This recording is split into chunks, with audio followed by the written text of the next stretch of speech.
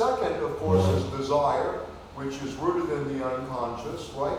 And it becomes a referent of content, where desire is libidinal function, right? So desire as, as a referent or libidinal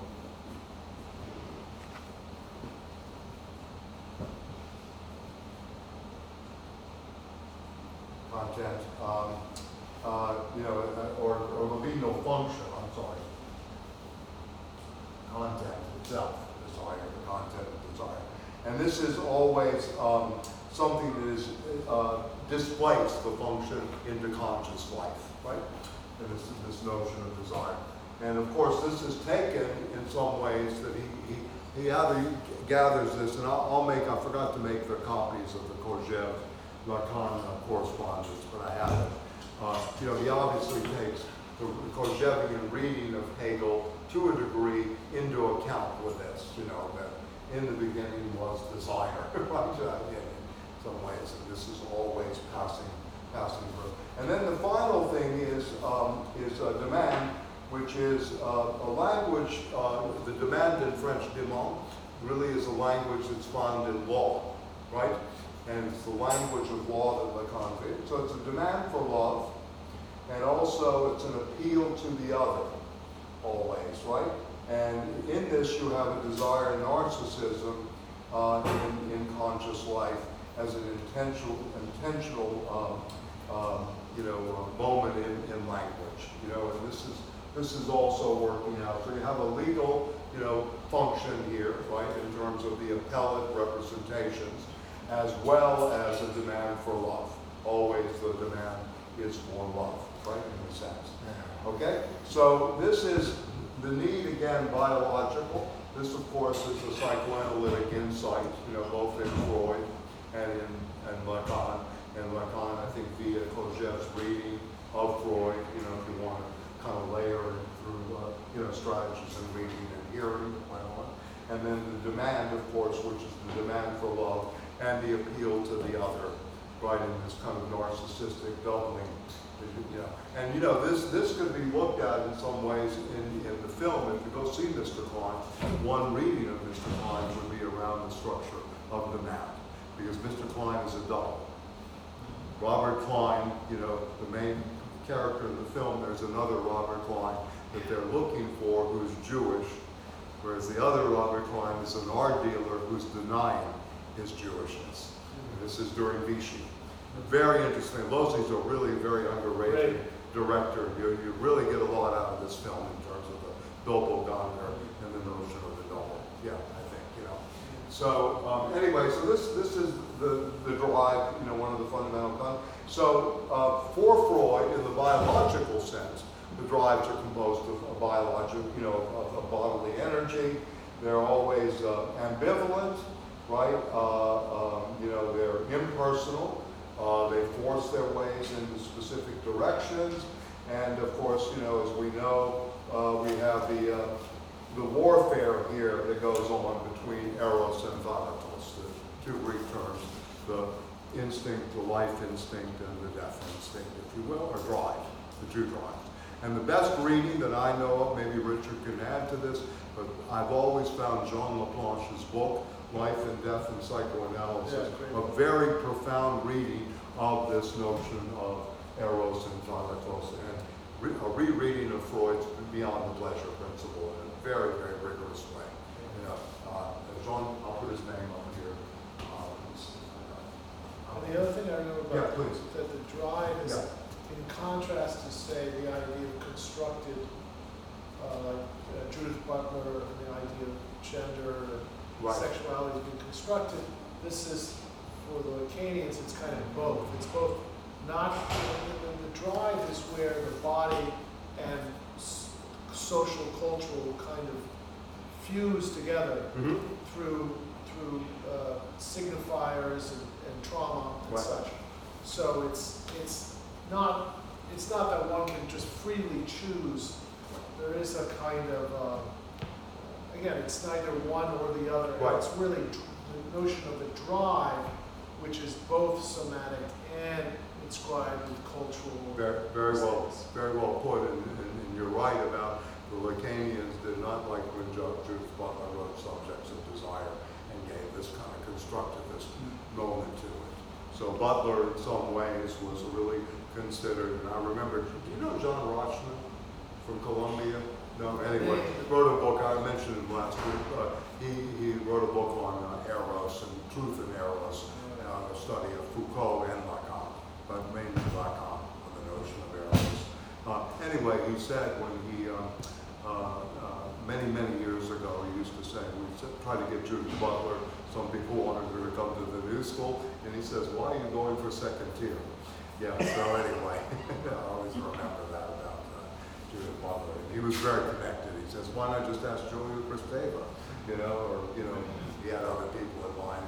Catherine Milieu, who was Lacan's, you know, favorite. I love her. She's great. Yeah, she's great. Yeah. There are great stories about Catherine Milieu out there, too. You know, England and all that. Driving with Heidegger and Lacan. Yes. Lacan would put on the brakes. Miss Heidegger is saying, please slow down, and Lacan He accelerates. Accelerates. She's flipping out. The story is Death Drive needs to be leaning towards death. Yes. Because Heidegger is sitting in the shotgun seat, as we say down south, or the passenger seat in the front, and he's very stoical. He says nothing. So being towards death meets the death drive. Lacan loved to go very fast, and was a madman in terms of the car. So anyway, so Jean Laplanche, I'm sorry. Life and Death in Psychoanalysis. A book really worth reading and studying. Translated by Jeffrey Mellon.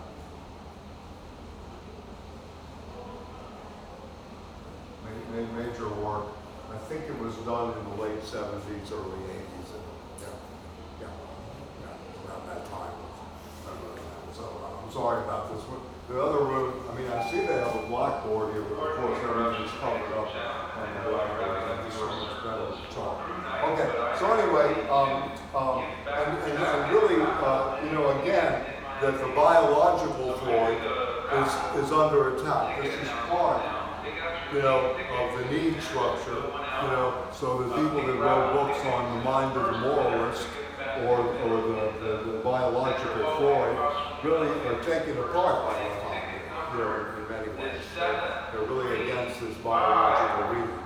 The simplistic almost Darwinian.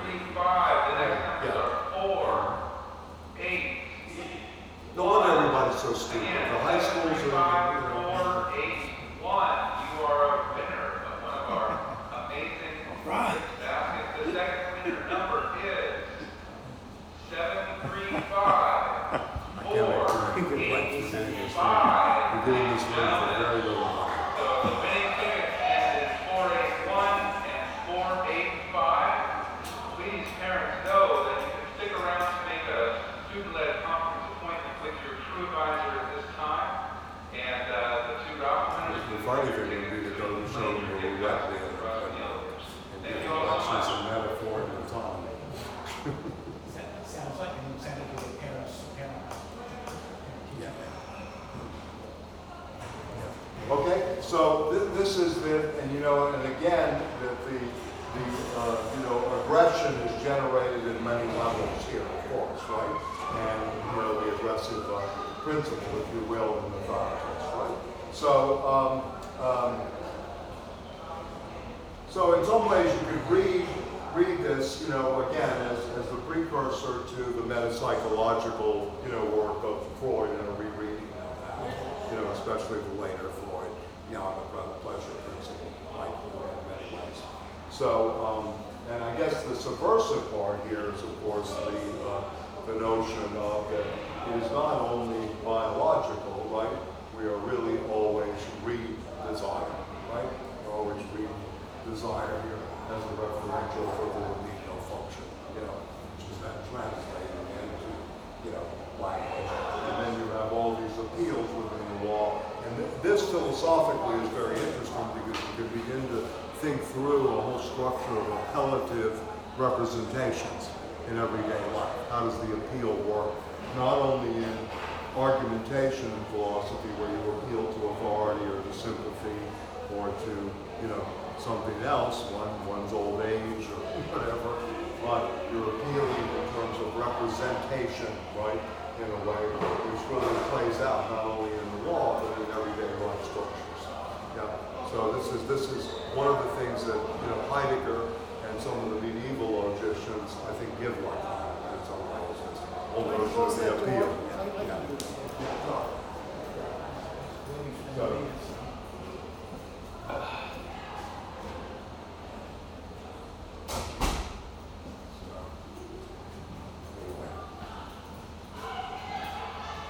nothing intellectual on the boards of these places, right? In schools, it's all about instructions to do things. So anyway, we talked a little bit last time. Again, one of Lacan's great moments is he says, "I do not seek, I find," following Picasso, right? It's always the founding that's important, not the seeking, in a way. And this kind of presupposes, this kind of movement for, you see in the Meno, the dialogue of Plato, which Lacan refers to, by the way, in the 1968 Other Side of Psychoanalysis. The Meno slave experiment is a kind of very open dialogue about the ridicule of the subject. It's not so much freeing up the subject. And it's very interesting to look back at this and see what Lacan is doing here. In his way, is kind of spat, if you will, at the students at that point. You look for a master, and this is what you're going to get. You're going to get the tympanizing, the ridiculing, in a sense, which he, of course, was criticized for, as you can imagine. Yeah. But I mean, there was that kind of ridicule that was going on. Right. There were no trigger warnings? Adorno was, Adorno, I would have just gone to hug the women. That's the thing to do in that context, but he didn't. Yeah, he's a little bit stiff on that stuff. But history's proven him more right than the people. In some ways, he understood that sometimes that kind of action leads to a new kind of police state, right? In some ways, yeah. We've learned this in terms of counter-revolutionary stuff. So anyway, to go back to desire, of course, is unconscious, for Lacan being unconscious and whatever. And the unconscious is the discourse of the desire of the other, right? This is one working definition in terms of desire. And we have the causes of desire, the void, the voice, the gaze, and the phallus. These are the four, if you will. The void,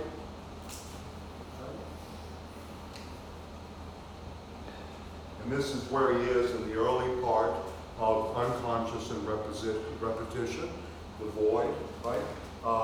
The gaze, the voice, let desire speak, right? Always, right? What does it say? The gaze, of which he has a very long, and I'm going to refer to this, I think it's worth reading because it's an engagement with Sartre in being in nothingness, on the gaze and how we see and what the big eye is. And then later he takes up Merleau-Ponty's visible and the invisible, and then of course the phallus. And of course, he's criticized constantly by, certain French feminists, a phallocratic, phallocentric, type of psychoanalysis, which is, again, another question. Please. No, it just was also taken up because of the phallus too by feminists. Yes. Like Juliet Mitchell. Right. Jackie Rose.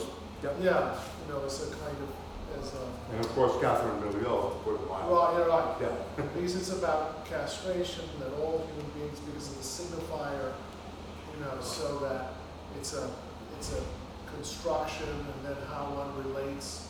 No one has the phallus, but one gender pretends to have it, and one gender pretends to be it. Right. But there's no, it's a kind of symbolic construction.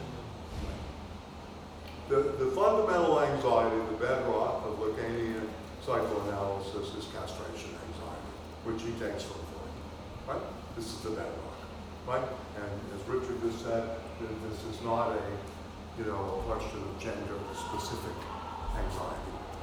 And Right? the reason- One side pretends to have the facts, or is identified with the facts. And the important thing for, why the phallus is because it's obvious you don't have to have, in terms of why it relates to a penis, is because you obviously don't have to have one.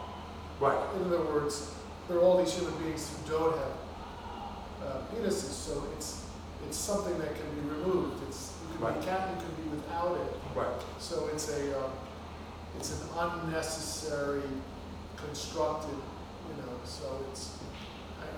Well, the relationship, I think what you're trying to do is what you were doing earlier within the socio-biological in a certain way. Right. If the biological is not the main signifier here, Right. it's something that we can do without, right? Right, In a so you have the sense, sense it of takes away the society need. and play, and this seems to, at least for a whole group of feminists for a long time, is kind of really produces something new in feminism.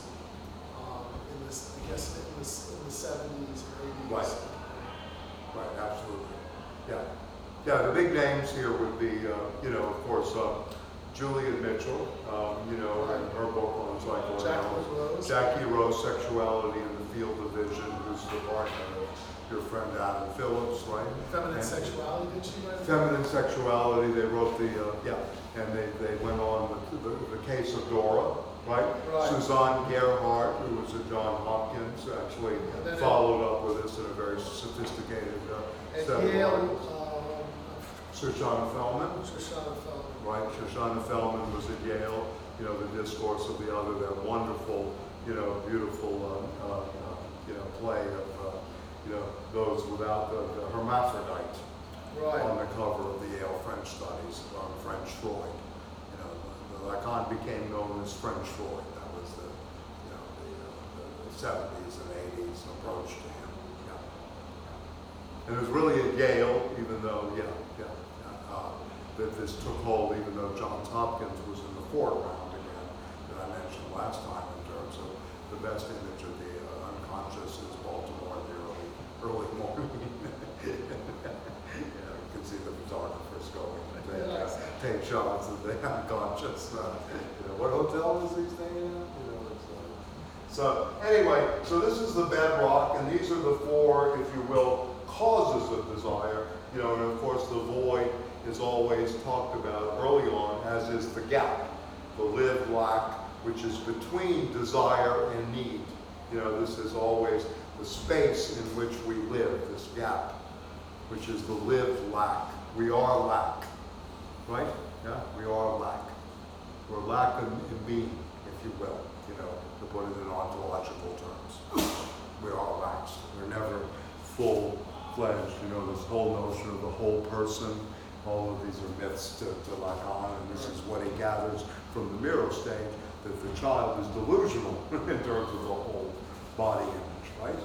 Really, the body is in really bits and pieces. And I've been thinking a lot about this too, because this privileging of the body in our society for the last 40 years is really a form of this kind of, reactionary moment, right? In terms of, displacing what really desire is, right? It's a new kind of ascesis in a way. People just train. There's no jouissance in this body. All this training, this jogging, the marathon, all these things. Maybe the agony of victory at the end of the finish line. Right. But in general, it's agonizing, this whole workout culture. There's no pleasure. There's no jouissance involved at all. So what's been taken away is, jouissance during this counter-revolutionary, if you want to historicize, and that's all You I'm trying to do. obviously have very few endorphins in your body. What do you mean? I have plenty of endorphins. I don't Oh, sleep, then I have you- nothing but excess energy. Endorphins isn't excess energy, No. it's jouissance. Oh, jouissance. Yes. What, an exercise? Yeah, when you swim, you feel it a little bit, but yeah. Why would it be jouissance? But jouissance- It's not really jouissance, that's just Endorphins come from biological. all It's a kinds drug. of things, It's just including biological exercise. pleasure. Yeah, But go it's ahead. the body. No, I was going to say that jouissance is also the idea of something that's, it's kind of like out of control. It's like it's like orgasm, it's different than pleasure. Yeah, much different than just Jouissance is like endorphin when you biological lose kicks. control, loss of control, Right. versus the idea of control. I mean, so much Which is of the order of training pleasure. of the body, all this is about. So what is the order of pleasure then, without Well, the the body? political technology So of the you're body, saying- this is you're one of saying the- Foucault's great insights. You're saying the body gets in the way of this jouissance, right? Well, I'm not saying it gets in the way, but it's Well, part of the biological We should versus forget the- about the body, there's too much emphasis on the body. You No, have I your mean- jouissance without the body. I'm talking about the overemphasis, the production of the body as everything, the site of everything, which leads to not only nutrition, workout centers, et cetera, et cetera, et cetera. This takes away, it is played out in the sports culture. Roone Arledge is the genius of our time. If you know who Roone Arledge was. He's the guy at ABC who started Wide World of Sports. It was morphed into ESPN. I promise Victory, you. the agony of defeat. Yes, So that's right. that's the, in a way, that's jouissance is the moment of crashing or the Right, moment of, right. versus pleasure, which or You're talking about pleasure of the body in terms of the yeah, endorphin pleasure is kick you in a kind of biological control, you sense. kind of, Well, or that's displacement onto an athlete, that's something different. Sitting on the couch watching a sports game is different than focusing on the body. You don't get endorphins, or do you? I don't know, watching a sports program. Well, I'm talking about interconnections here, not especially that the sitting watching the sports is the same as running the marathon or, swimming 2 miles or, Whatever floats your competitive. boat. If it's No, that's not the body- question here. It's not the question floating the boat, because that's part of pleasure, right? I mean, the other thing I'd say is important about Yeah. jouissance is that, he's playing the French, it means I hear a meaning. yes. So that if somebody keeps going out, say, with the same guy, time and time again, it's like, who's, and suffers. The suffering is suffers, right? Like suffering. Like, like the word passion that means both suffering, right? Like patron, passion, the passion of Joan of Arc is like passion, right? Yes. So that in that passion, It's all mixed up with orgasm and passion, and you can play with the But he's trying to make a connotation. distinction. I'm just between I'm just saying It's still the body. I'm not arguing for or against you. I'm saying that what Lacan's Right, talking right, about, yeah. not what I'm talking about. Yeah.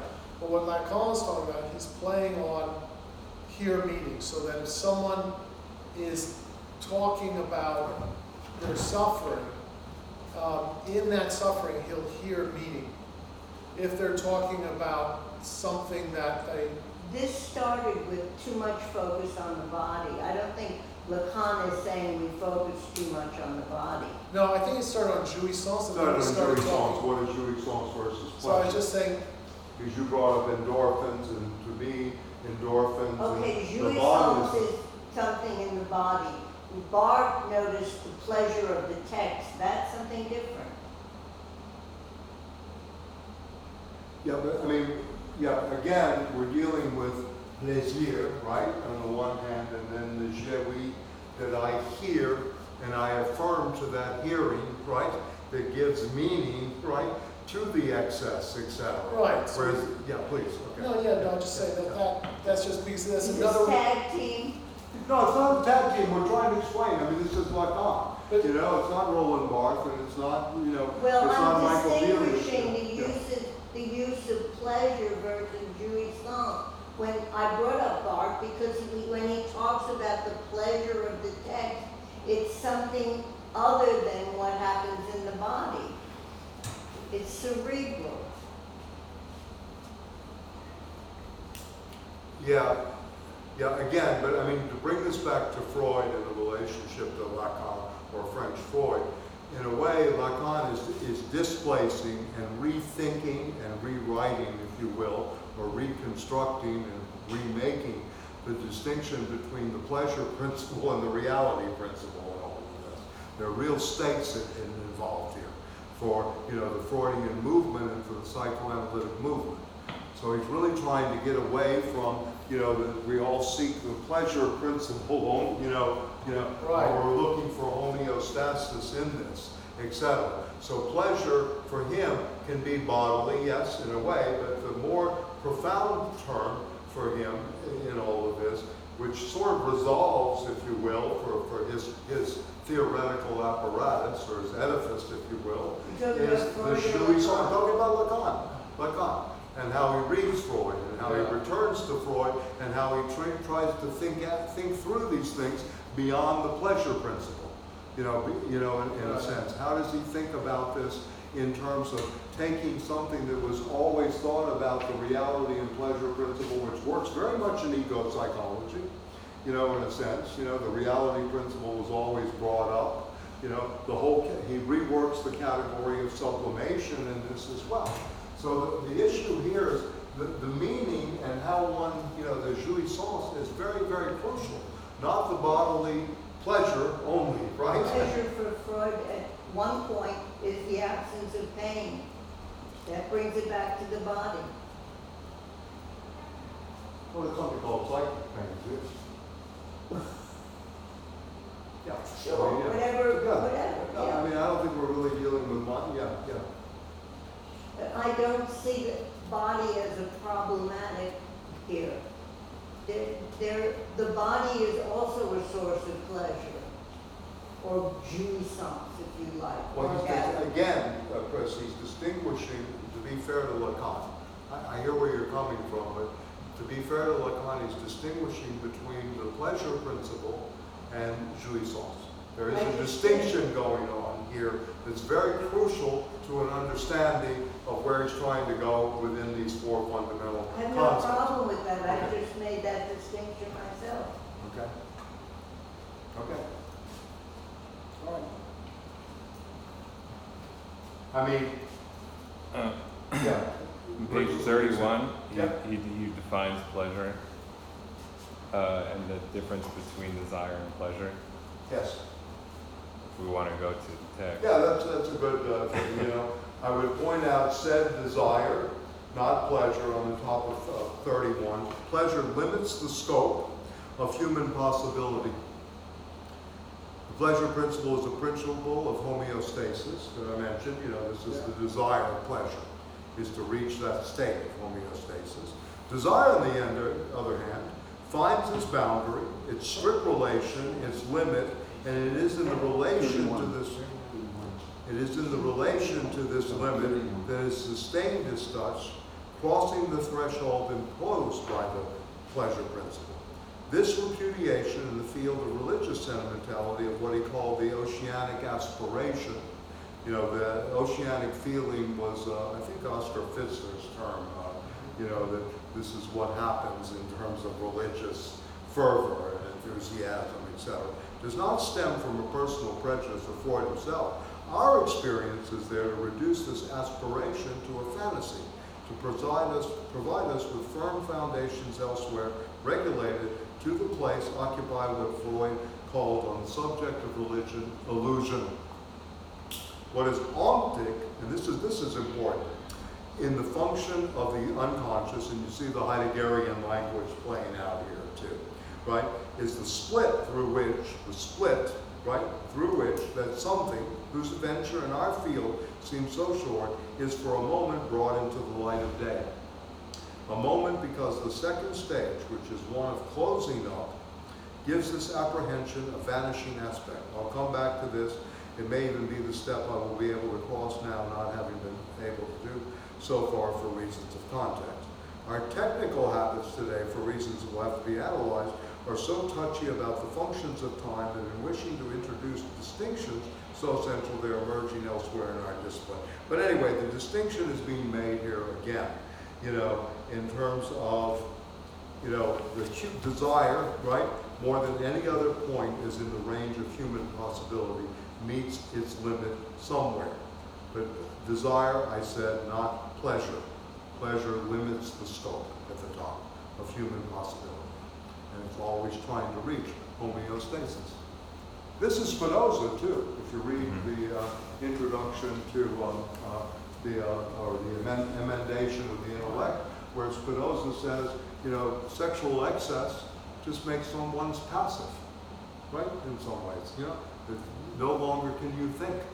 No, it's not good in excess. He's talking about that in terms of the pleasure, right?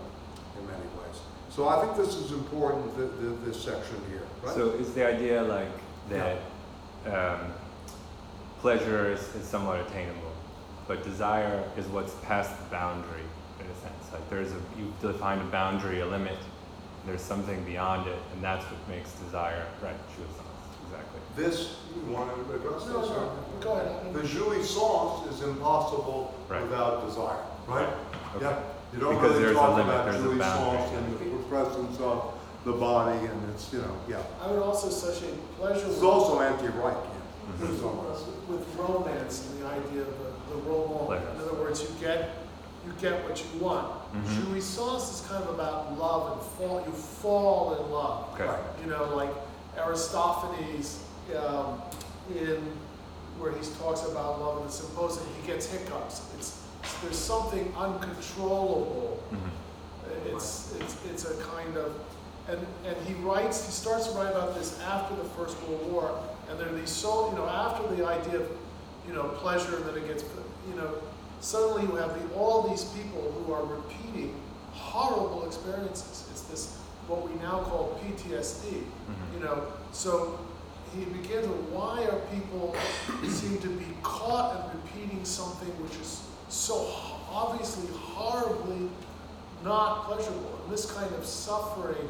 So then he kind of starts to theorize this repetition, the death drive, and then, you know, for Lacan, who's thinking through language and everything, and this word jouissance and hearing language, and, you know, how they look for these moments, slip of the tongues, a joke, Right. where things open up, Right. and, you know, and you can't look for them, you can't search for them. Right. You can only find them, because if you search, it means you're looking for something, but you can't, Right. you have to kind of, That's interesting. That's obviously in So, yeah, I mean, Althusser he repeated very over good and job over of historicizing this, because after World War I, we see the same repetitions from Weimar forward, right? We see it going on. We see the same repetitions after Vietnam here. How does one, again, begin to craft something that talks about this, right? In a way that makes it palpable, and you do so through the death drive, right? And how this is well beyond, quote unquote, the pleasure principle, much well beyond.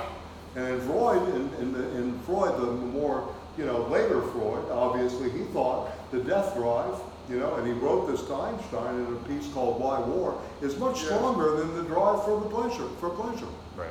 You know, so Lacan is trying to, you know, situate himself in this, you know. The Marxists, of course, will say, well, you know, this is all capitalism, you know, going for resources and all that, but then, of course, you can come back and say, well, look, you know, we may be Stalinists, but there still were gulags.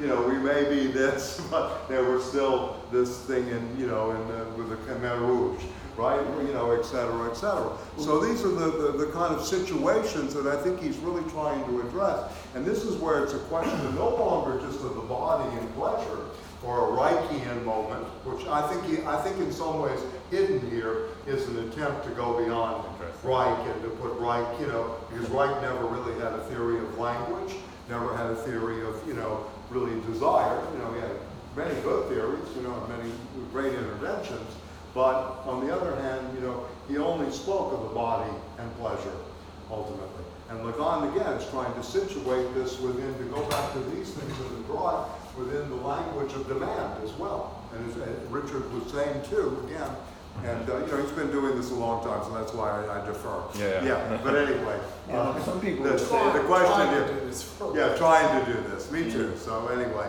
the demand, right, in a way, is this whole set of appeals, right? And he mentioned romance. You don't, you know, in a way, it's the falling in love is much stronger than the copulation Right. or the excess sexual energy. You know, this is much more the issue. Right. And why do you repeat these patterns? Why do people stay in semi-destructive, relationships, et cetera? So this is opening up a new kind of field of force, right? Why are you smiling? I just thought that was a good question. Yeah. Better than the question about body. Okay, good. Okay, thank you, Chris. Okay. I'm glad I have that affirmation. I feel it here, man. When I feel it here, I'll let you know, though. Yeah, some people theorize that Yeah. that it's no accident that World War I brought us fascism, just because of the death drive, in fascism. Yeah, but I mean, in terms of the unconscious, you could actually say, and I mean, look, the unconscious is about time. He mentions this to the temporal dimension in this introduction, which is very interesting section. I was going to go there. Yeah, can we go there? Yeah. You want to go? Yeah, okay. Go But into anyway, it. when you think about this, think about the Crusades. Think about the war machines, et cetera. Something that's taken up in a, I think in a limited way, but a creative way by Deleuze and Guattari and a million, and 1,000 plateaus. Apparatuses of capture, going back in history, et cetera. But go ahead. Where do you want? Oh no, I was saying for you to go into it. Oh, okay. All right. So anyway, all right. Well, let me just do just a little more here. So, of course, the other aspect here, of course, is the transference that he talks about, and the transference itself. Without transference, there's no such thing as psychoanalysis. Transference is, absolutely essential to have the transference. So, but he actually has a very good concept here, the méconnaissance that takes place in the transference. It's misrecognition or misknowledging is probably a better, literal translation, in some ways. So this is the blows, I think, that he gives, if you will, to the Neo-Freudians, right? One is that there's no reality principle, as if it's static, a lucid principle could be found, right? If there's such a thing as reality principle, which is something the Neo-Freudians play out. And speaking of Roy Cohn, when is the moment of the Neo-Freudians? The 1950s. His sense of transference with recognition. Does that go back to the Kojève recognition Yes. of master-slave? Yes, but also, of course, Hegel. What? Of course, Hegel. Yes. Yeah, this Yeah, is all I mean, about Hegel in some ways. we're, in a different way, and I mean, hopefully I can lead into this when we do Hegel. I'm preparing to shoot a film about Lacan and which Lacan there is as a character, and we're looking at Carl Dreyer's Joan of Arc.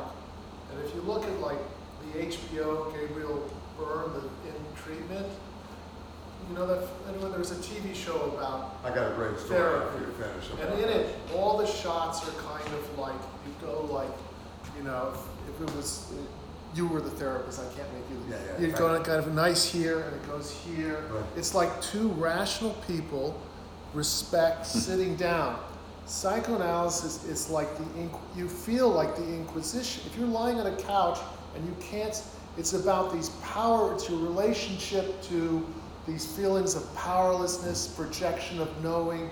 It's much more about these, the idea of, if I want to do something and I can't do it, and I find out it's because my father didn't want. So it's about these relations of tremendous power and powerlessness, Right. and how you project it onto, you think Lacan knows, the subject's supposed to know. You think, he knows why I do this. He has no fucking idea. No fucking idea. He No just, clue. it's a meiotic process, yes. like giving birth. He knows that inside you, you'll have he's going to listen to your slips of time, make you listen, bring out your way of what you're saying, and you will but it's meiotic. He has no fucking idea. Mm-hmm.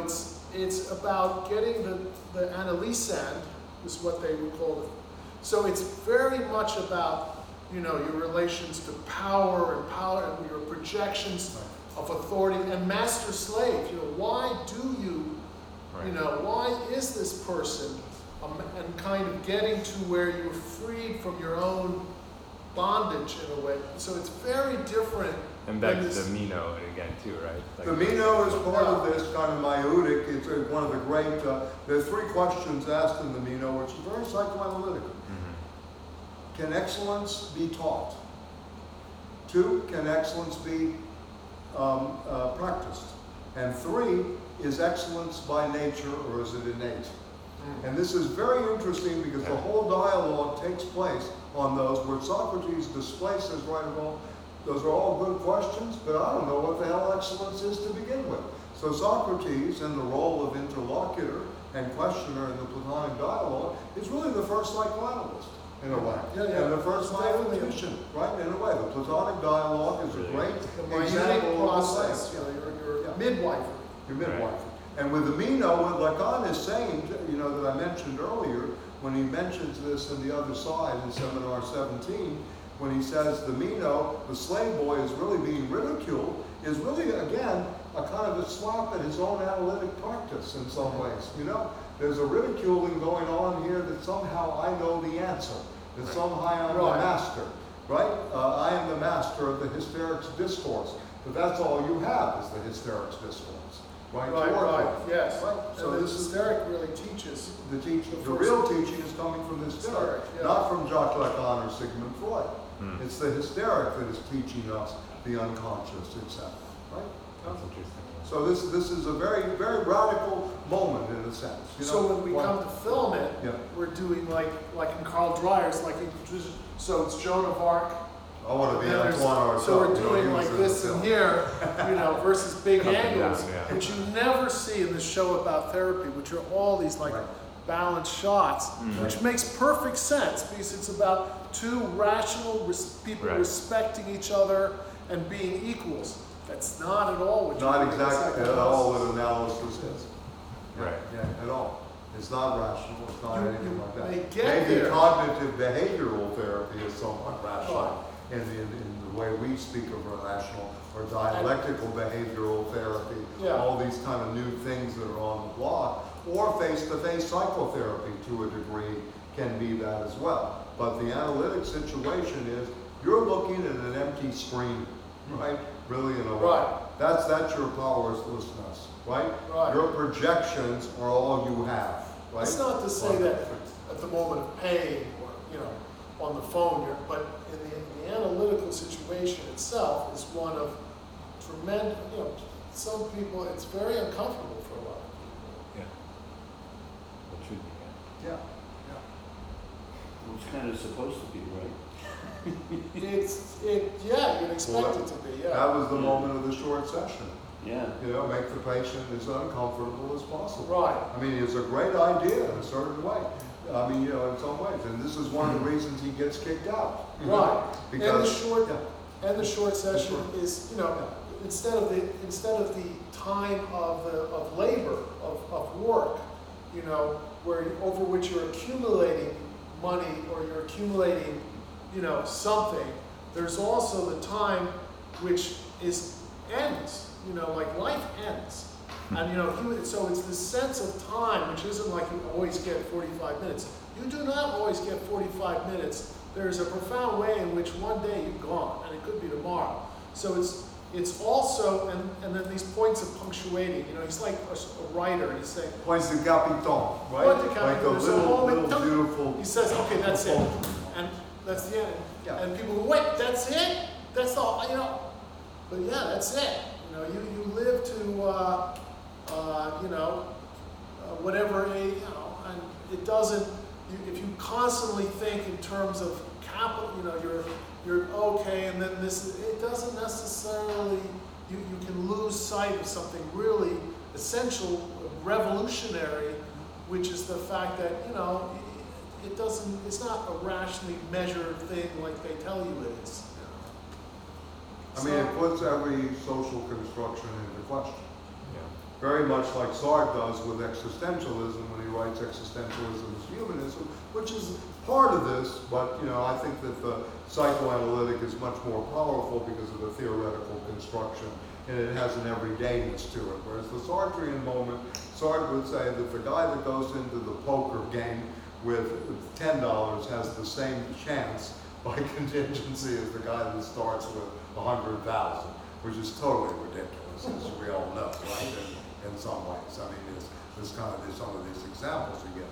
But in the same sense, they both have this notion of contingency, you know, of chance. And I like the Machiavellian sense of the fortuna, to bring that in, that fortuna, you know, it's that's the most coveted, you know, way of taking advantage, opportunity and chance and contingency, that's where fear really emerges. I've seen this time and time again, that when the opportunity rises up, the virtue, the principle of being able to take advantage, to seize it, is not there, right? This is why people like Castro, you know, or Mao, or others, you know, some of the iconic left, if you will, are so valuable in this sense. They were able to seize the opportunity. Here, what we're dealing with, again, in this monolith, is always a series of compromises. And the compromises always lead to a gridlock. This is where we are. And a gridlock is always regressive, as we've learned over these years. You know, oh, we're going to elect Joe Biden or Elizabeth Warren, and all the things are going to change. This is another illusion about politics, I think. You know, this is what happens. You know, so this is very, very astute in terms of the political as well. You know, which Yanis Stavrakakis wrote on a little book, a Greek from Salonika, wrote a book called Lacan and the Political. You know, what is the political import of this kind of stuff? No, Stavrakakis. Stavrakakis, not Varoufakis. Yeah. He's too busy on the motorcycle and the drive. Yeah. So, yeah. Well, Lenin sees the moment as well. What's that? I'm sorry? I said Lenin sees the moment. Yes, of course. I mean, this is it. Where do these founders, and this is a great question, that, you know, who are both for and against Lacan, Deleuze and Guattari, said, where do these founders of the Urstadt come from? This is a Nietzschean question. Where do these, you know, these people come in that are able to do this in the Machiavellian, what I really call the true Machiavellian moment, you know, in a way where virtue, skill, virtuosity, ability, you know, all these characteristics meets fortuna, which is really chance presenting itself to you, you know? Yeah. But there's a building, you know, there's a building up to that too, you know, I mean, if you look at Fidel and you look at Lenin, you look at, you know. Well, yeah, of course. I mean, Lenin is completely defeated in 1905, right, as we know, and he writes brilliant texts. His brother is then, of course, you know, killed by the Tsar, you know, and it takes, you know, 12 more years before, you know, they're able to really put this together. And, you know, and he's not, we all know he's not, I'm just talking about the individual that seizes this moment, the so-called founding fathers. Right? Also, a key idea in ego psychology was adaptation. Yes. You adapt to your environment. Are you well adapted or not? And Lacan was like, fuck adapting to your, you know, change the fucking thing. Yeah, change the ethos. You know, adapting, you know, it was all about ego psychology and the theory of adaptation. It's all about, they're constantly talking about who's well adapted or not well adapted. You know, I mean, it's such a state versus the idea at work. Versus the the point is idea to that you can transform, not actually adapt. transform something. Yeah, Martin Luther King jumped on the adaptation thing. He did. You know, He did, until the end, and then he started to realize, and then they planned to hit New Orleans. Yeah, as usual. They call it well adapted, but it's well adapted to a crazy society. But again, going back to the body, if we want to try to do this in some ways, what has, at least in my mind, occurred during the last 40 years is that the body has been so privileged in order to adapt to the needs of the capitalist system. So the guys on Wall Street are up every day at 5 o'clock jogging, right? They're in the, you know, offices at 6:30. They're trading at the minute the Forex or the, you know, the NY, you know, the New York Stock Exchange is going on. And this is all part of a new culture that has been developed over the last 40 years that privileges the body and is quote unquote based on this endorphin level. Some of you probably saw this stupid movie with DiCaprio and Matthew, what was it called? The guy, the Wall Street, Wolf of Wall Street. You know, what does the guy do? He talks about, oh, I masturbate 3 times before I go trade, right? So all of these things about the bodily stuff is really adaptability to the new demands of the system. You know, think about this. I mean, you know, really in a way, what is this, all this training for? It's not really jouissance. It's not giving meaning, right, in a way.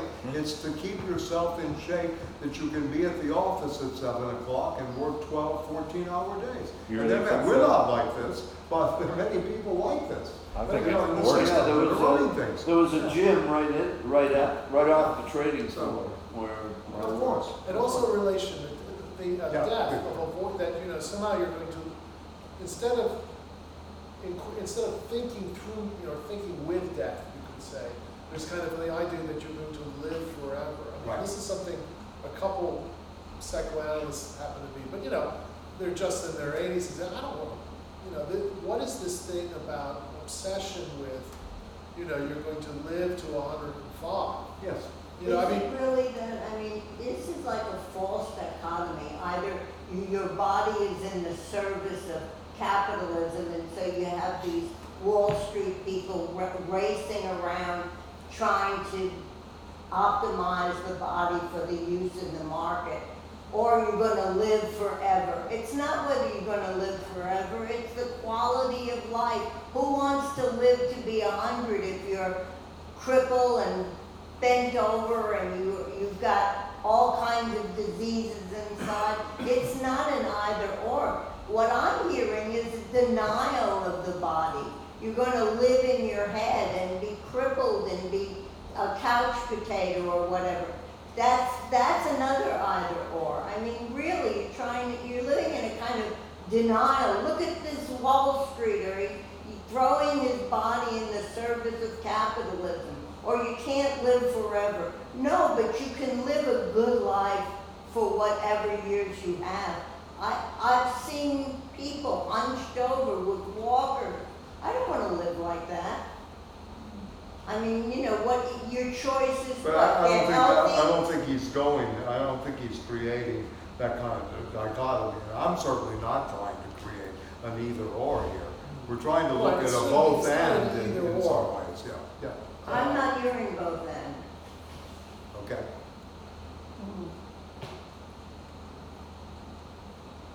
Yeah. I mean, why can't you have the life of the mind and your body? Why can't you take care of both? I mean, why not? Well, yeah, I mean. You're not a Wall Street trader, and if you take care of the body.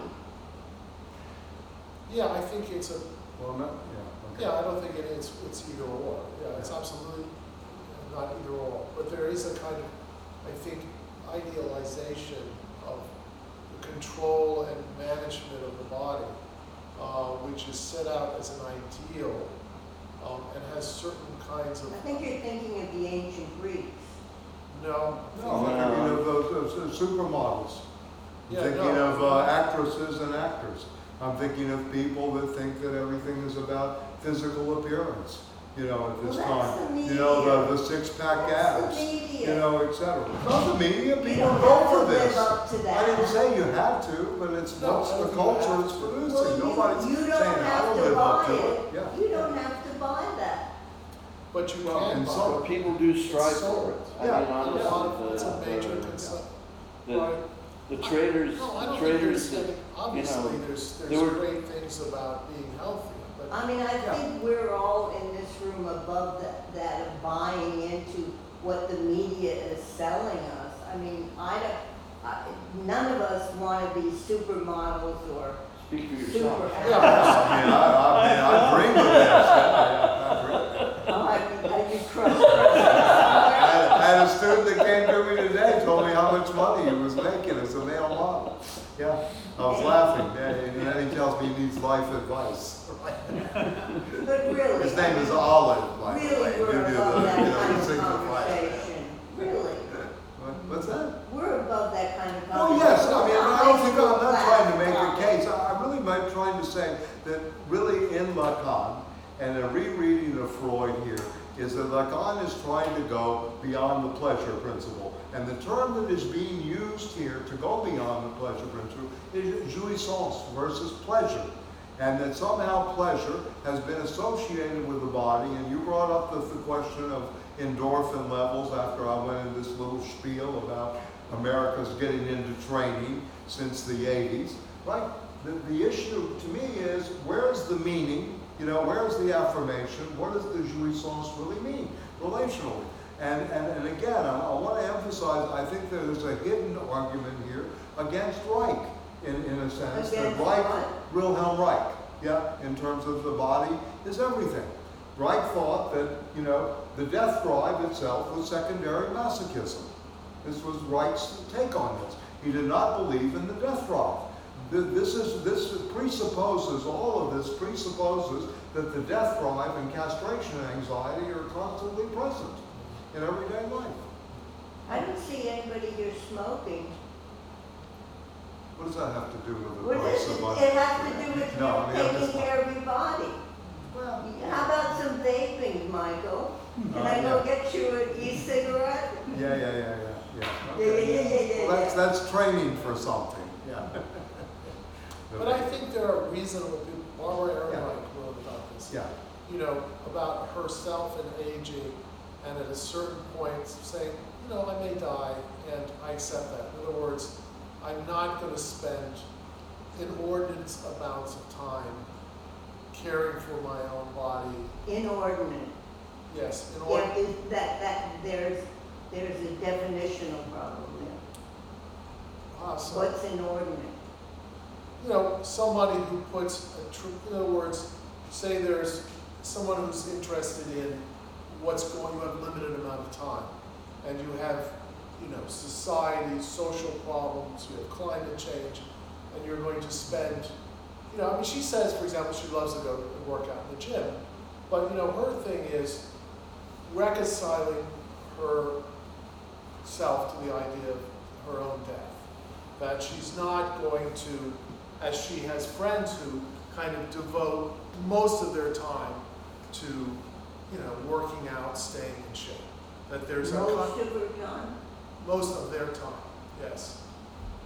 Amount of time that she feels is excessive, and that there's a lot of this in society. There's so much concern with the self, and not, you know, whereas Ehrenreich, of course, is someone who's done a tremendous amount of work on the working poor and you know, all kinds of social. Nobody should spend an excessive amount of time on anything. Nobody should be inordinately involved in anything. Those adjectives are, you know, yes, but troublesome. she's speaking, look, Chris, we're speaking here to cultural and social phenomena through observing reason. That's all we're talking about. We're not talking about moral positions, whether one should, could, or would do Well, something. he's using the word excessive. Yes, well, there's Yes, an but- industry And I'm about saying it. nobody should be that way. Well, Yes, that's but- nice. But that's, But there's a whole. We're encouraged to be that way. yeah. Yes. Well, don't. Yeah, Don't let nobody's, them do we're not that. saying we're buying into it, we're trying to explain, I try to resist it, but I can't. We're trying to explain that this has become part of the culture of the denial of the death drive. Right. You know, to play on Ernest Becker's great book, The Denial of Death, If, right? if Which the was culture a kind says don't smoke, it's a good idea. Don't vape, Yes. it's a good idea. Yes. You don't have to do everything the culture says. As you said before, be reasonable. But why are there people doing it? Yes, but the question is, yeah, there's an incredible amount of energy that is expended on, you know, kind of self-focus on the body to something that many people find excessive, and that makes some people rich. I mean, there's a whole ideology around care of the self. I mean, So are you going to now Does have that a mean- crusade against these people Not a and against? crusade, it's an observation to try to understand where the psychoanalytic, you know, paradigm, if you will, or the Yes. episteme here offers us some, you know, insight into what's going on in the cultural field and how to analyze it and to work with it in terms of, you know, I think the Under- average understand. American is overweight, sick, not taking care of themselves. They work very hard for Amazon and Walmart. The average American is not healthy, and is not inordinately concerned about their body. But they're You're buying. talking about a small cadre of people who are upper middle class and have that Chris, concern. on any given Saturday, and I know this cold, the statistics, any given Saturday from September, Labor Day, all the way to December, college football stadiums have over 15 to 18 million people there. Rah-rahing, cheering on. And they're not a group of necessarily healthy. Well, we don't know. We don't know if they're healthy or not. I'm sure a lot of those people go to the gym, etc. I This doubt it. becomes a symptom of the culture. That's what we're trying to read here symptomatically, in a sense that it could be used to understand more and more how we get, this culture going. I mean, just look at what the result has been since this is written 64 and where we are today. We're in the Neanderthal era. If you take a look at politically, etc. You got the head of the teachers union against Medicare for all. Randy Weingarten's out against Medicare for all, against single payer. This is coming from the teachers union.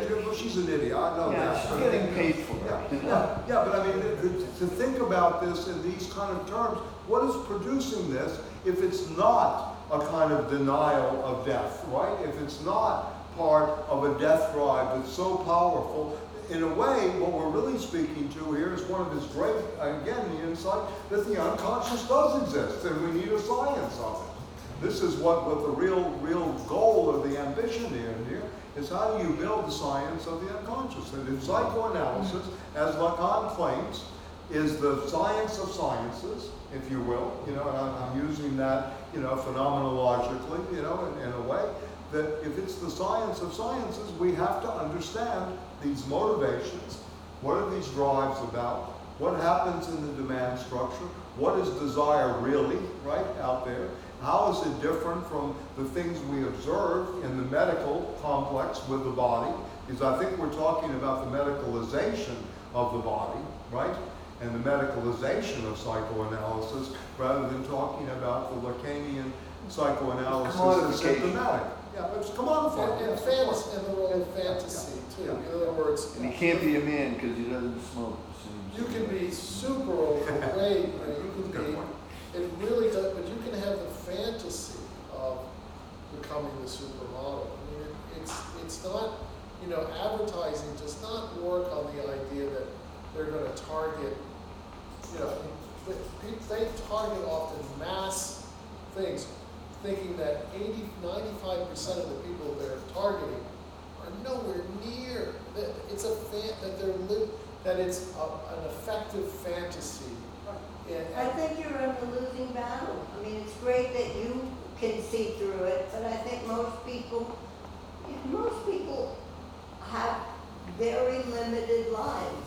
And those people that like football, it's an outlet. They don't have much other outlets. Let them Football is be. liked by a lot of very intelligent people.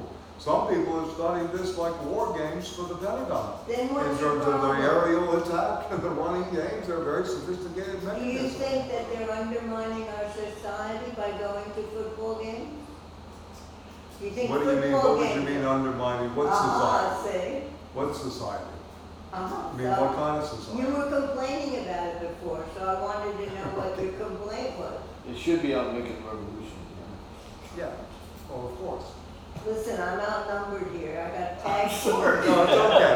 I got tag teams fighting. No, it's not tag teams, it's a question of the phallus. You have just as much a right to the Yeah, power of the I'm phallus. as good a man here as any. Yeah, but I mean, Maybe.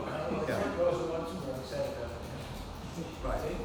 it wouldn't bless the best woman, it was the best social No, democrat. I'm just That's asking. right. I think when you say there's too much emphasis on the body, I wonder what you mean by too much.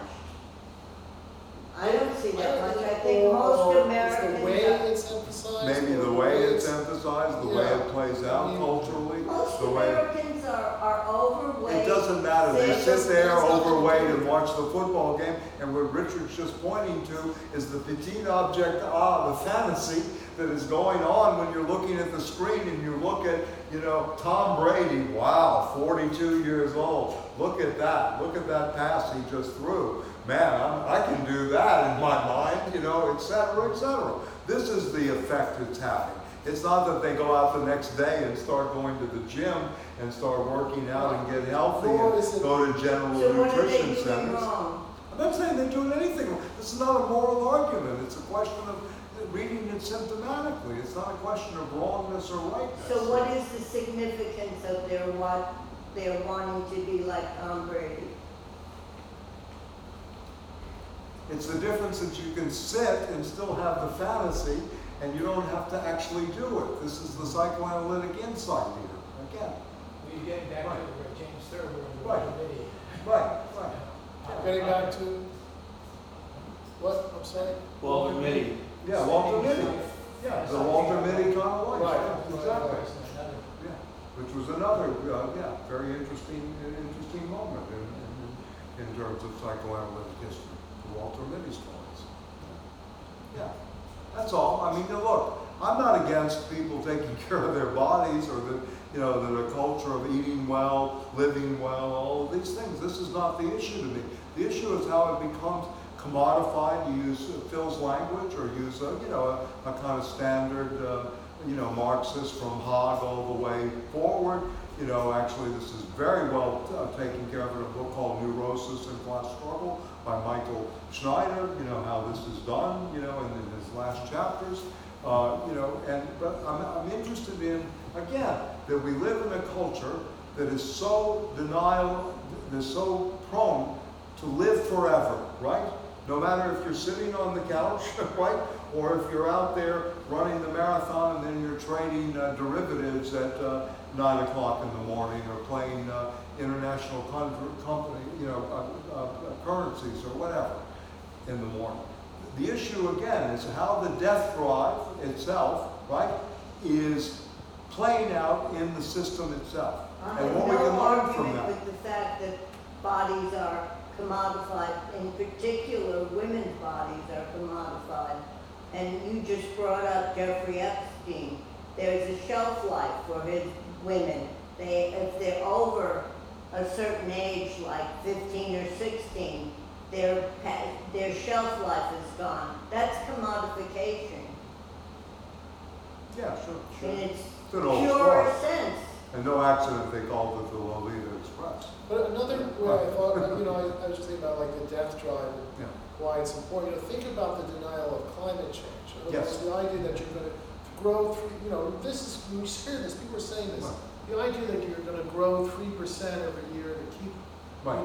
capitalism going Right. there's a denial of death. Yes. That Right. literally the planet Right. is going to die. Right.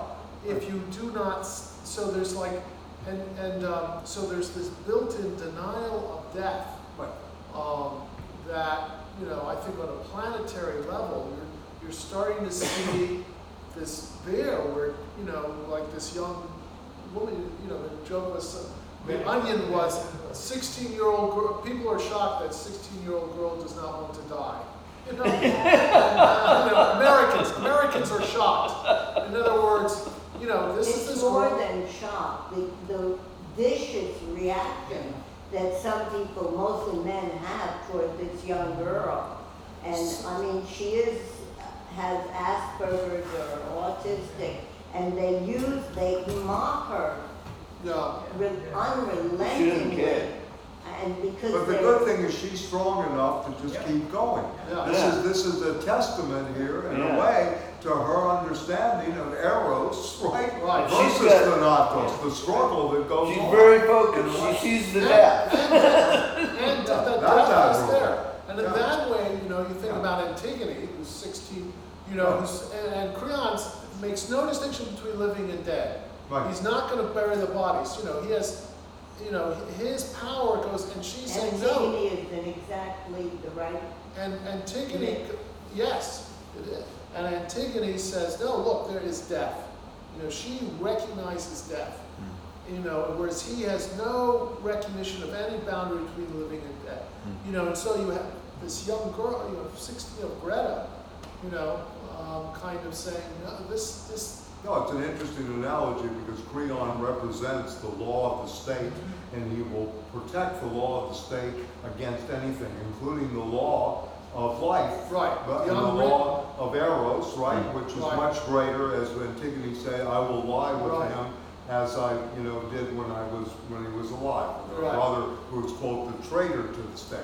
So in a way, these people that go after Greta are very much like Creon. You know, it would be a great play to go back to in terms of understanding her, you know, and what the struggle's about. She is our Antigone for the moment in terms of the cultural. You can't save the planet without destroying capitalism, as some people, as people call it, capitalism. It's not an individual recycling. I think because in part there's this denial of death, intrinsic in. We're going to live capitalism. As long as we stop using plastics and we use paper bags. Think about the way that corporations use the Supreme Court. You know, when slaves were freed, corporations are human beings that live forever. You know, it's like a fantasy of denial of death. Right. And so what Lacan is doing in these short sessions and everything is, you know, kind of saying, you know, if you reintroduce death, it's like Greta Thunberg. I mean, it's revolutionary in a way. Very revolutionary. Here's the limit. Yeah. This is your boundary. This is the purpose of the short session. Here's the line. You can't cross that line. You know, that's it. You know. So I think there's a difference. But the system, as you know, is based. What is the derivative market based on in terms of Wall Street, which is fueling this nonsense? It's built on infinity and that we live forever. Right. Think about how it's built in terms of number, in a way. You know, this is where Badiou should be doing his work instead of just talking about mathematical ontology, since he has this ability with set theory and all this kind of stuff. So think about this, really. Where does all this stuff come from? These constructed financial products, this incessant financialization of everyday life. You know, why does, you know, the principle of sufficient reason happen at the same time that Lloyd's of London is constructed as an insurance company? These are interesting parallel developments that are going on, again, to go back to this whole notion of the death drive, which is, I think, again, crucial to psychoanalytic thinking, and something that is left out in the ego psychology. Totally. And in the Neo-Freudians. They totally dropped Karen it. Horney, Never Sullivan never bring this up. It was never never to be left out and had no, it was one of those. This is weird why America ideas. is the way it is, in some ways, in my opinion. And Lacan on the other side makes it, you know, a central focus. Right. Notion of negation, Right. death drive, negation. Verneinund, he has a whole section on Verneinund, which is basically denial and denegation, right? And this is done from a Hegelian word, right? You know, that is taken up by Jean-Hippolyte Heifetz, which is taken up by So C. you're right in time, we're talking about climate. Well, now we're on the Hegel and negation, but anyway. Chris wanted to welcome you. You know everybody, you know David, Phil, Josh, Sean, and Richard. This is Chris's, you know, collaborator is a good way of putting it? Yes. Okay, collaborator, yeah. And Steve does a course on the environment sometimes for the Marxist education. Right now, but we compete with you on Thursday nights. Oh, we're not doing anything on Thursday. We're not competing. Oh, really? No. No. I look at the other schedules and I kind of try to get away from that law of competition. We're not. We're talking about the death drive and climate. Right. Oh, really? And we're also talking about the death drive and how it was eliminated from most of the Freudian psychoanalytic community, from ego psychology to the Neo-Freud revisionism. Right. And you know, also the other part of which Lacan is very important, which actually was taken up too by a lot of the second generation Lacanians, was infantile sexuality. That children are highly sexualized creatures, and that, you know, this whole moral position that, you know, They're not thinking about sex. There's not libidinal activity going on. Is a bunch of, you know, hogwash, right? And this again feeds the adaptation, etc. Right? That's all I was thinking about when I was 10 years old. Earlier for me, you know, yeah. Well, even Like earlier King for me Pleasure, too, but you know, chasing rainbows when I was 3 years old. Yeah, something like that. You know, Yeah. King Pleasure's a great little song there, you know, back in the day. But anyway, yeah. Yeah, but then you begin to see how this is affected in the educational system. We sit here in a high school, you can imagine, you look on the wall, what do we have? Maps of the world, pictures of, you know, stuff. We have nothing really intellectual, the bathroom, who's gonna go, self-actualization. Look, here's your thing. Physiological needs, safety nets, love, belonging needs, esteem needs, and sexual self-actualization. Elementary Maslow at one, who was a communist in the beginning, by the way. Abraham Maslow, before he went to the business. It's over here, the pyramid, right here for the high I got school. a tree back there, you saw that? Yeah, the tree, of course, is there. But how do kids, when they come to understand what's happening with climate change, I can't wrap my head around what's going on with climate change. It's too awful for me to even understand. So we don't talk about it that much because I can't deal with it. I would like How to. does a kid do it? I would like for the left to bring my friend Bernard Boyer, it costs money. He's a big name in international circles. He climbed 6 of the peaks. He's a mountain climber. He gave, you know, many things. He's, you know, been knighted by the Queen herself with Fred and Hillary. But this is a man who's actually seen the caps, been there, done that, right? Also had a confrontation with a bear, and he stared the bear down. You want to hear this story? He told in my place in Montreal. But anyway, it would be great because he could explain, you know, actually being there, seeing it, right? What it does, you know, because he's climbed the mountains, he's come down, and he's written a couple of books. I mean, you know, I'm going to try to get him to come. But it would be great to have people like this instead of us always just reading about it, to get somebody that empirically was actually there, you know, in some ways, and can discuss it. I also think it's, you know, it's a real question, right? I mean, this would, I think, be for lack of the real. In other words, it's Yes, so the real. beyond Yeah. it's so beyond words. It's so traumatic. But you know, but this is, you know, I mean, not to be too romantic, but this is the role of, you know, I think Freud Schiller said, you know, human beings are most human at play, you know, but the role of art was, you know, this is what, you know, is how do we make this approach, you know, how do we deal with, you know, that's the great thing about Greek tragedy in a way, it's dealing with these, you know, horrendous, you know, these amazing, unspeakable traumas, and through poetry and language and music and dance, making it for society, a demos, to take up and act. And that's really the question. How do we, you know, rather than thinking about living to be 300 and, you know, putting 90% of my time into lifting weights. I lift weights, I'm not saying don't lift weights.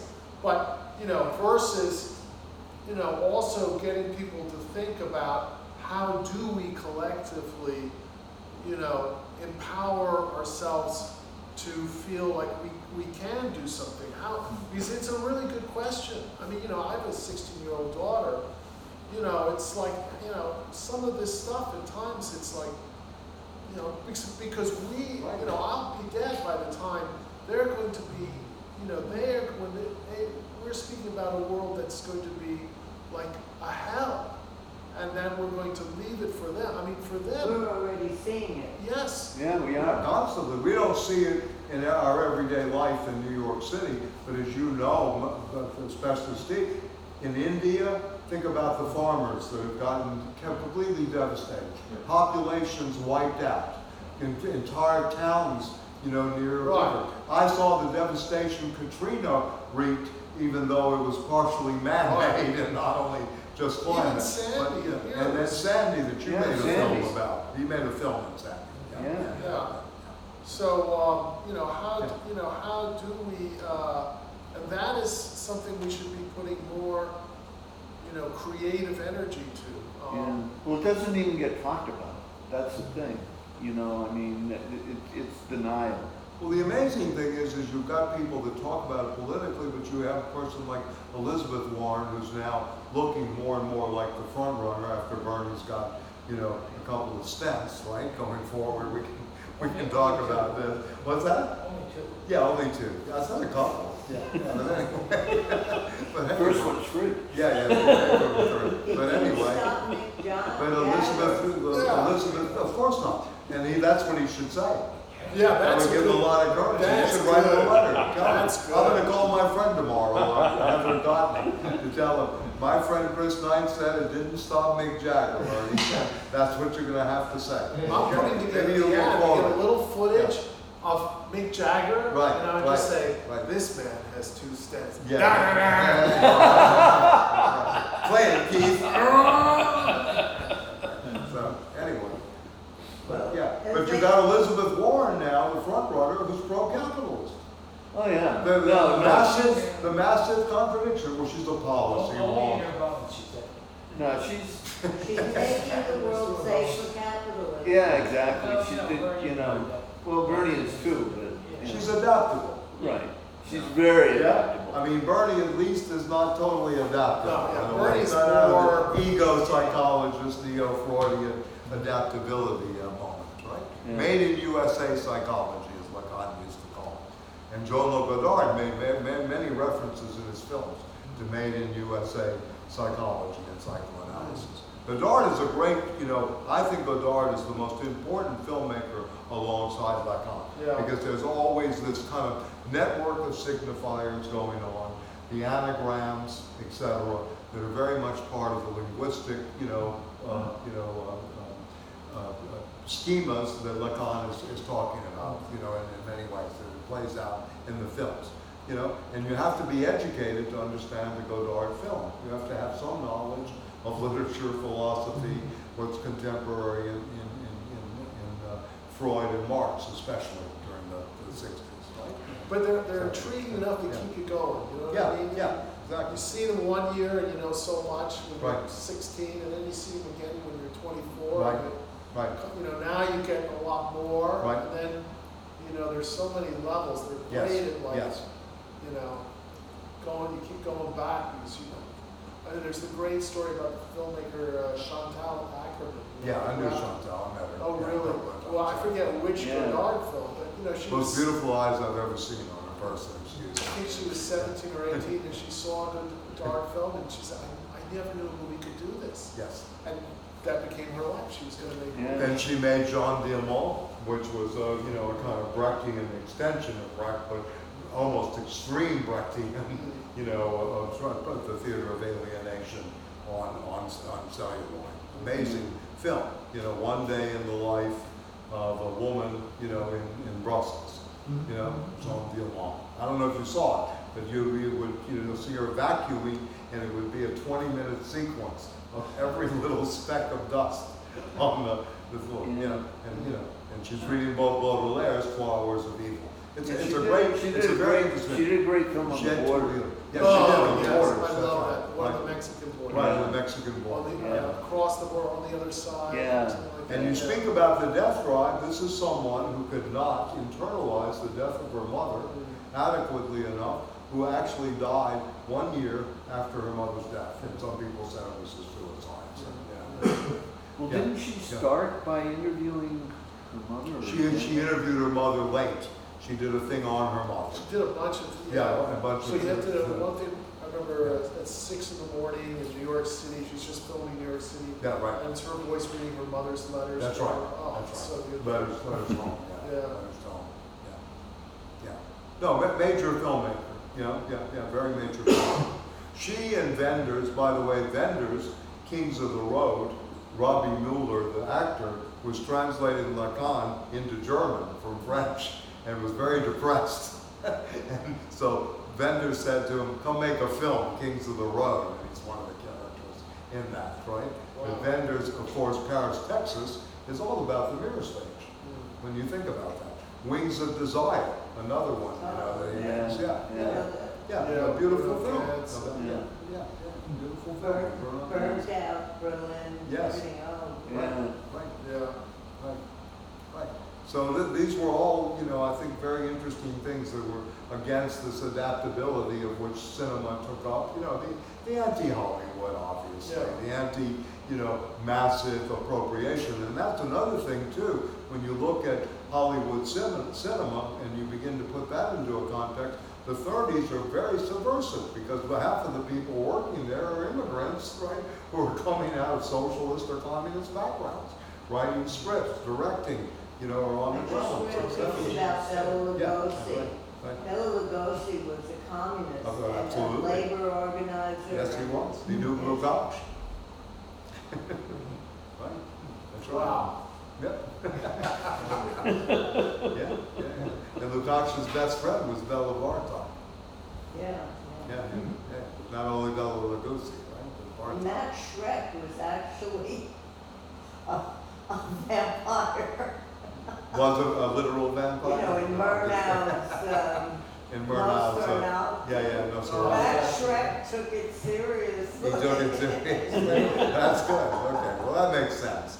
Just the name itself. Yeah. Just the name itself. All right. Let me just point out a couple other things. I mean, this was good on the death drive. Yeah, very good. You know, let me just say that there's this exchange on page 41, going back to the short session. It's between Kaufman and Lacan. Last year, you declared that anxiety is that which does not deceive. And this is very important. Can you link this statement with ontology and certainty? So Lacan, for analysis, anxiety is a crucial term of reference because in effect, anxiety is that which does not deceive, but anxiety may be lacking.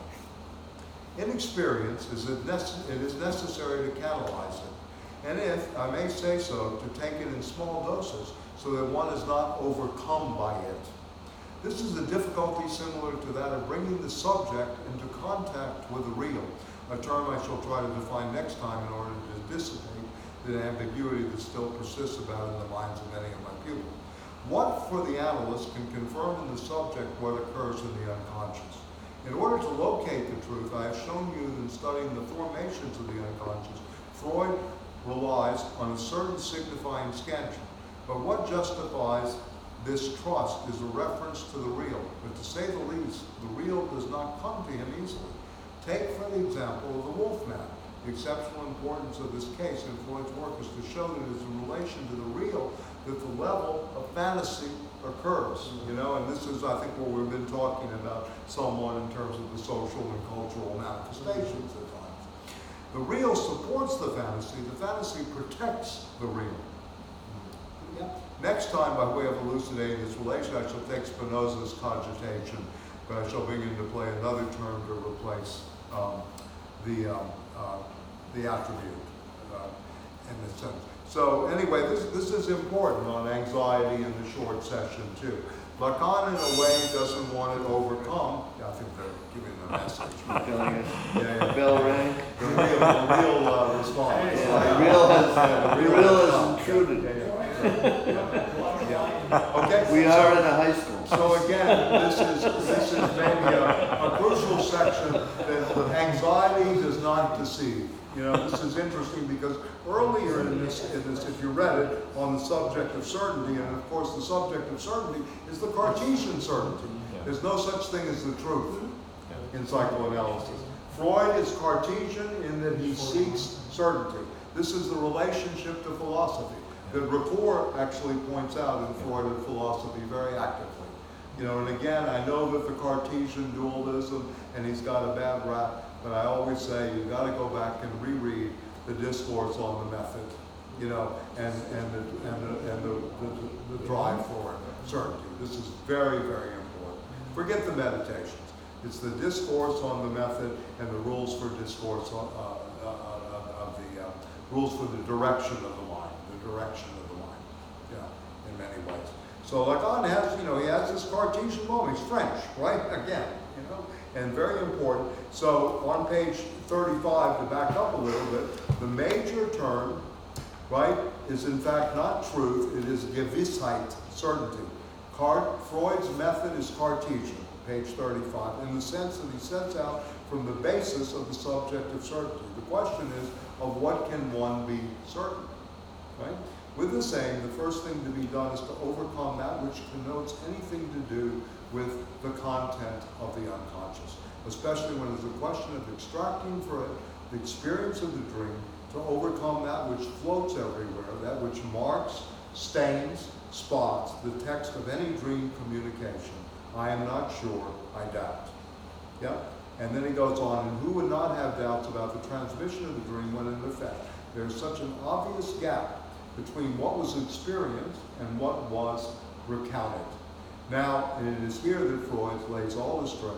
Doubt is the support of his certainty. Very much like, Cartesian doubt. Yeah, Yeah. yeah, you just keep eliminating. Yes, right. The rule. That the function he gives to doubt remains ambiguous, for this something that is to be preserved may also be that something that has to be shown, demonstrated, right? Since that in any case, what is shown shows itself only under a Verkleidung, a disguise, and an ill-fitting one that it often is. But nevertheless, I must insist on the fact that there is a point on which the two approaches of Descartes, methodological, I will emphasize, and Freud come together and converge. Yep, Descartes tells us, by virtue of the fact that I doubt, I'm sure that I think. And I would say to stick to a formula that is no more prudent than his, but which will save us from getting caught up in the cogito, the I think, by virtue of thinking I am. And then he continues. Yeah, this Yeah. is the one that really gets over. You see, here's speech. You see, no, Okay, please, yeah. yeah, note in passing that in avoiding the I think, I avoid the discussion that results from the fact that this I think for us certainly cannot be detached from the fact that he can formulate it only by saying it to us. Right.